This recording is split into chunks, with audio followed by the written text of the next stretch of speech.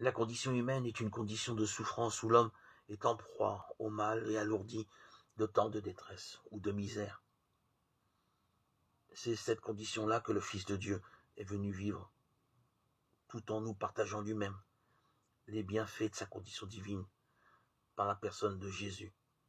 Dieu souffre de notre souffrance avant même que nous en souffrions. C'est le témoignage de la vie du Christ sur cette terre. C'est ce partage de conditions qui fait que l'homme est libéré du malin et soulagé de sa misère, puisqu'elle devient le lieu électif du rétablissement de cette relation d'amour, visée par Dieu.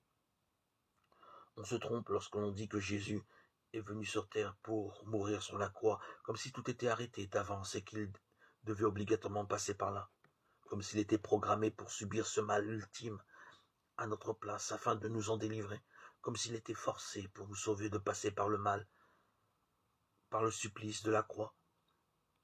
Une telle approche risque de nous éloigner de la vérité et de la compréhension du comment Dieu nous a sauvés. Tout en Jésus est vécu dans une relation oblative d'amour à l'égard de ses frères, à l'égard de son Père. Il est pleinement libre d'une liberté que seul l'amour procure.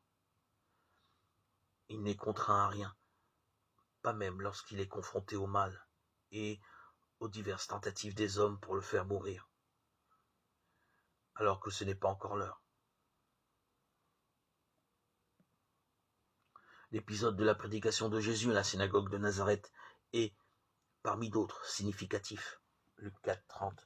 Cette prédication remplit de fureur l'auditoire qui le pousse hors de la ville et le conduit jusqu'à un escarpement de la colline pour l'en précipiter. Mais lui, passant au milieu d'eux, passait son chemin. Souveraine liberté du Fils de l'homme, que l'on ne peut obliger à rien, car il ne peut et ne veut se donner que par amour.